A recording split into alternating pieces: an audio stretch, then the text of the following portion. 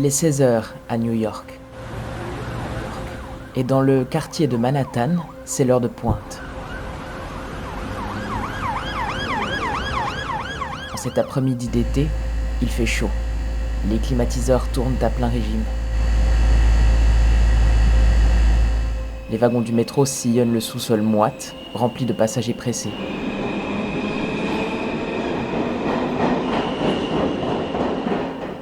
Les ascenseurs déposent les travailleurs d'un étage à un autre, au sein des tours de bureaux.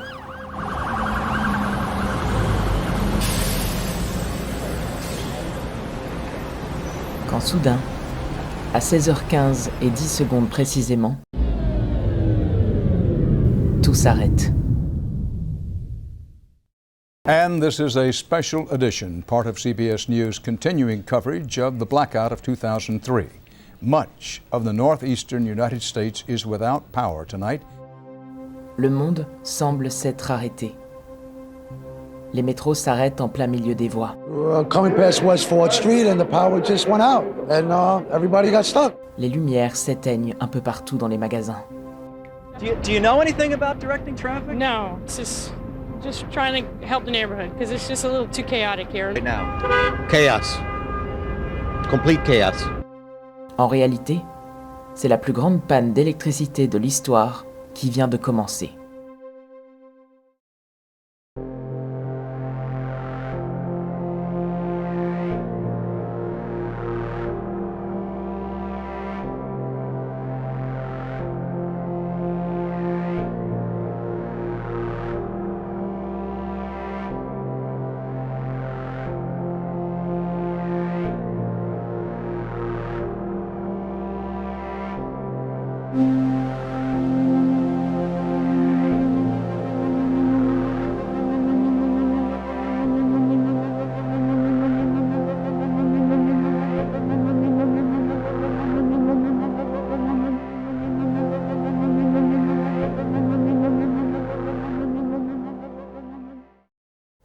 L'électricité est un élément insaisissable, que moi le premier je connais mal.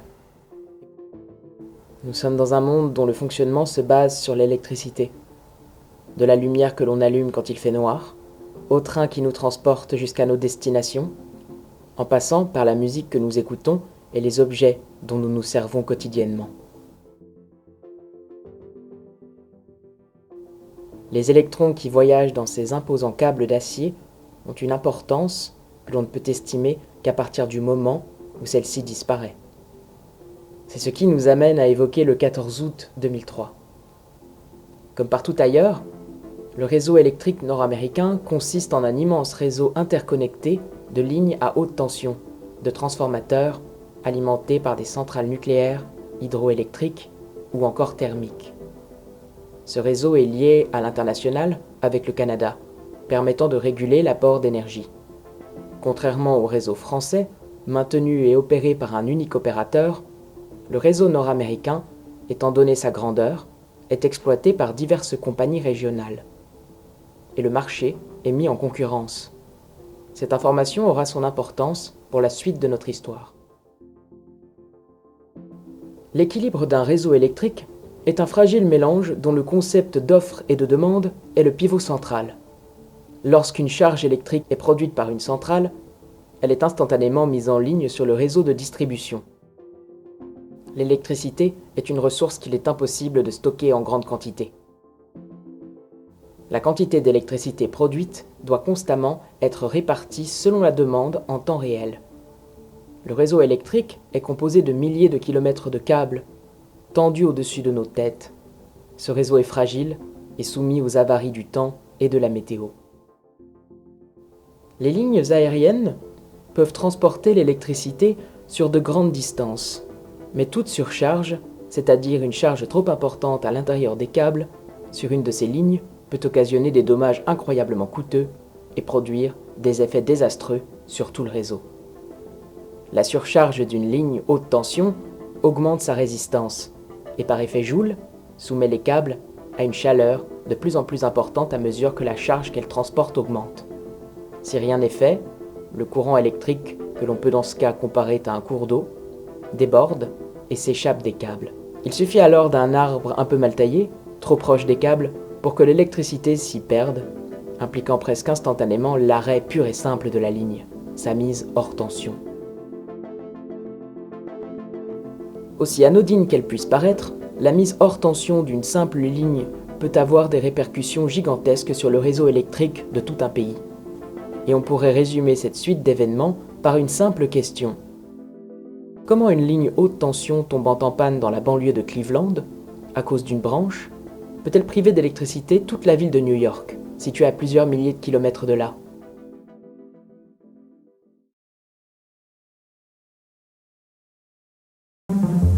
Right now, it's time for your local forecast on the Weather Channel. Currently in your area, 25 degrees, under mostly cloudy skies.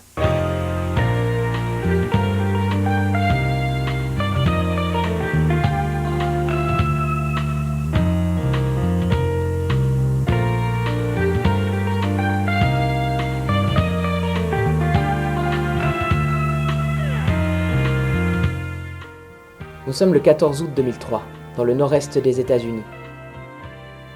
La première chose à savoir, c'est qu'il fait chaud ce jour-là, et que cette chaleur fait peser une pression sur le réseau électrique. D'une part parce que les climatiseurs fonctionnent presque en continu partout dans le pays et consomment une énergie folle, et d'une autre part, de manière plus terre-à-terre, parce que la chaleur ambiante distend les câbles et rend les lignes à haute tension vulnérables. Il faut aussi comprendre que les jours précédant le 14, plusieurs centrales électriques du nord-est du pays ont été arrêtées pour maintenance, dont notamment la centrale hydroélectrique de Cleveland, grande pourvoyeuse d'électricité dans la région. Voilà pour le contexte. On voit déjà que le réseau est soumis à une certaine tension le jour de la catastrophe. Mais il faut un élément déclencheur pour transformer cette tension en situation critique. Et cet élément, c'est un bug informatique. Pour comprendre comment une simple branche peut mettre à terre un réseau électrique, il faut connaître le concept de défaillance en cascade. Ce concept reprend en quelque sorte celui des dominos. Un petit accident va en entraîner un plus grand, et ainsi de suite, jusqu'à corrompre tout le système. Un réseau électrique, comme nous l'avons dit, est un enchevêtrement de lignes à haute tension partant des centrales de production et irradiant, tel le système sanguin de notre corps, vers des lignes devenant de plus en plus petites jusqu'à toucher des zones très localisées. Il est partout et surtout il est interconnecté. Chaque ligne est en connexion avec d'autres lignes. L'électricité est distribuée dans les câbles de manière à éviter toute surtension, comme nous l'avons dit précédemment. Ce qui signifie que si le courant ne peut plus passer par une ligne, il devra forcément trouver un autre chemin pour atteindre sa cible. Et comme l'électricité est une chose insaisissable, on ne le dira jamais assez, elle cherchera toujours le moyen le plus simple et direct pour se frayer un chemin. Les causes du blackout de 2003 se résument donc en deux concepts, surcharge et défaillance en cascade. Et comme on va le voir, les choses sont allées très vite.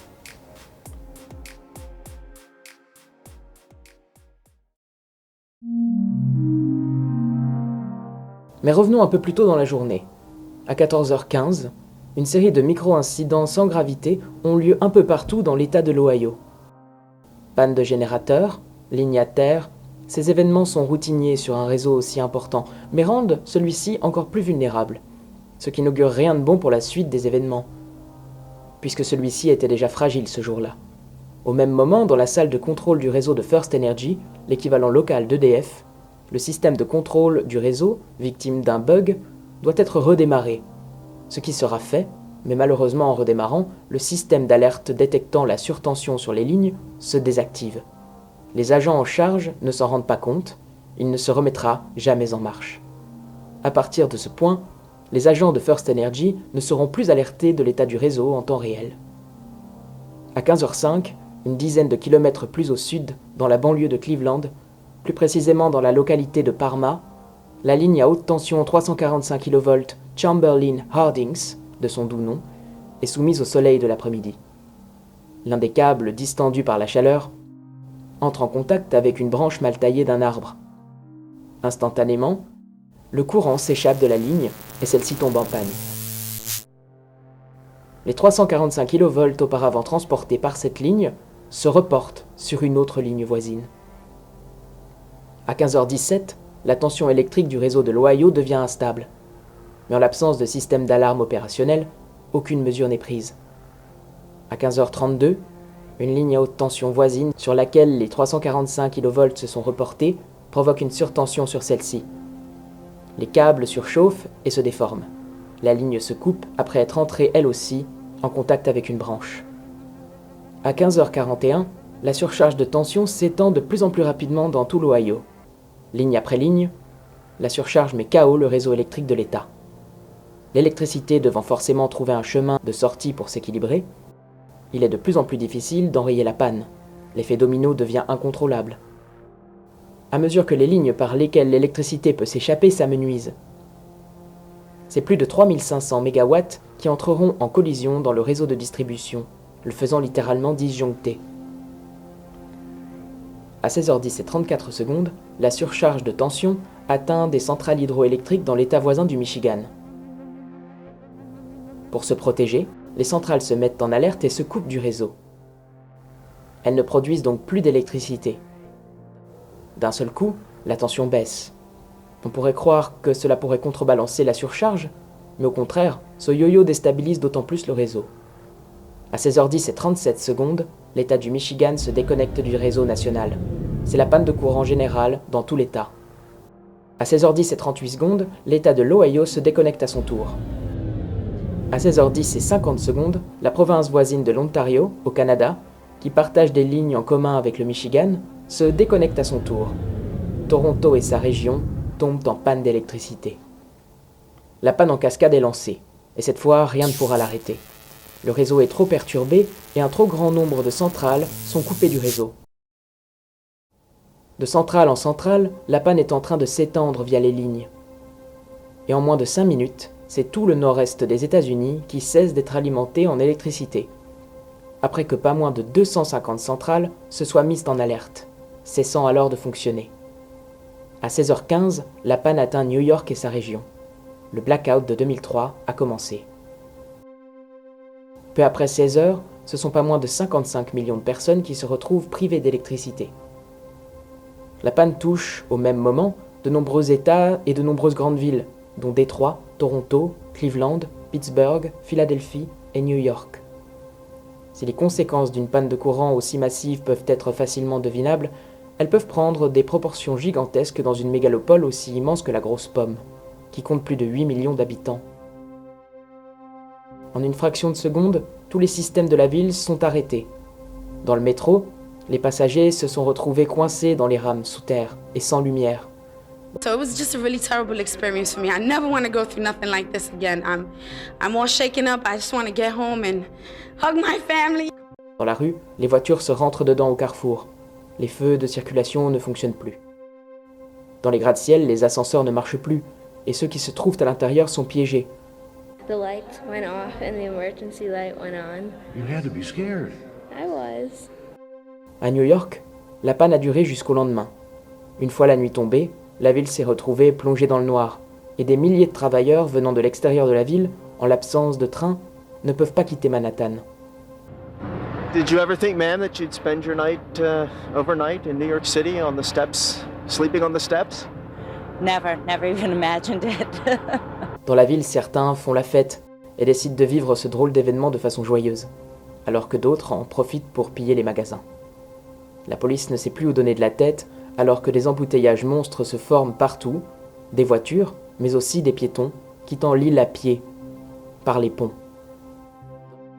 Dans la nuit du 14 août, une centaine d'incendies se déclenchent dans toute la ville, principalement causés par l'utilisation de bougies. Les services d'urgence enregistrent pas moins de 80 000 appels en une nuit.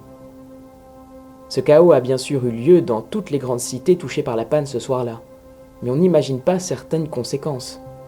À Cleveland, qui aurait dit que la panne d'électricité priverait tous les habitants d'eau. Effectivement, dans certaines villes, les pompes qui apportent l'eau potable sont électriques. Ironie du sort, même la maire de l'époque n'en avait pas conscience. Dans les aéroports internationaux, plus aucun avion ne décolle ou n'atterrit. Dans le cœur des villes comme New York et Toronto, c'est l'entraide qui prime. Les locaux font la circulation, tentent de venir en aide à ceux qui sont perdus. Dans les foyers, à la campagne ou en pleine ville, plus de radio, ni de téléphone, et encore moins de télévision. Avec le réseau électrique, c'est bel et bien le monde qui s'est déconnecté. Le matin du 15 août, la majeure partie de New York est toujours privée de courant. Il faudra attendre le soir du 15 pour que la ville retrouve toutes ses lumières. Même chose pour Toronto. Dans beaucoup d'autres zones, les choses reviennent à la normale dès le matin. Néanmoins, le réseau resta fragile pendant plusieurs jours.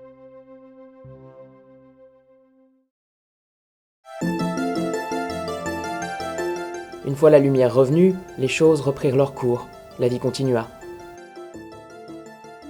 On compte en tout et pour tout 10 décès liés de près ou de loin à cet événement. Le blackout perturba le cours de la bourse de Wall Street et en fit chuter les cours, eut un impact non négligeable sur l'économie du continent et laissa aussi un traumatisme non négligeable dans l'esprit des habitants de la zone touchée, seulement 2 ans après le 11 septembre 2001.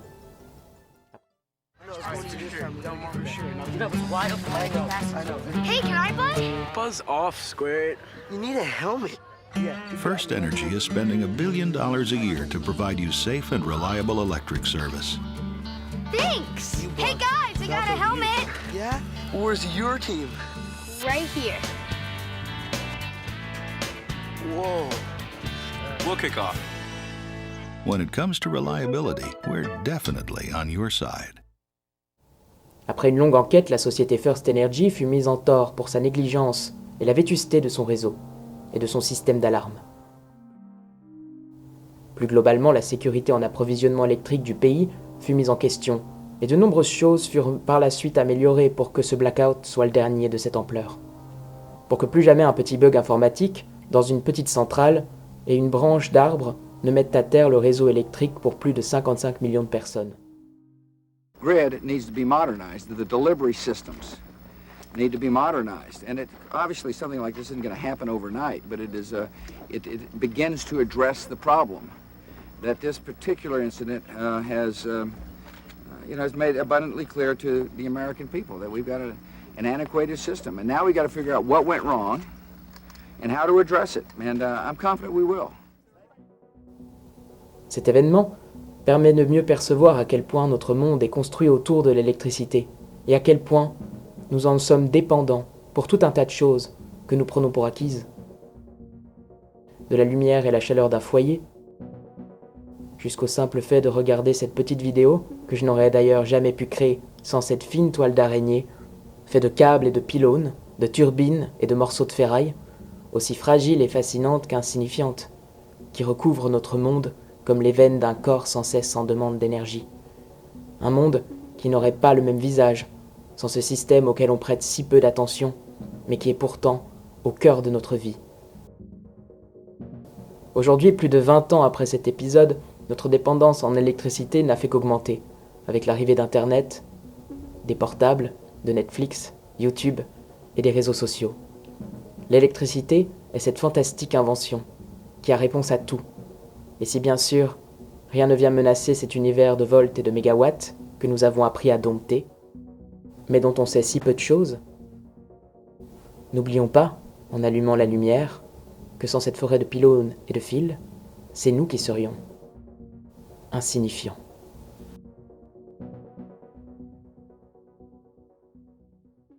Merci à vous d'avoir regardé ce premier long format sur ma chaîne. Ça me touche beaucoup si ça vous a plu. N'hésitez pas à commenter pour me dire ce que vous en avez pensé. N'hésitez pas aussi à vous abonner et à mettre la petite cloche pour avoir les notifications. Je sais que ça fait un peu bateau, mais en même temps, vu que ma chaîne n'est pas très bien recommandée, vu que c'est niche et que je comprends pas très bien comment l'algorithme fonctionne, ça serait cool que si ça vous intéresse, vous ayez les notifs quand je sors une vidéo.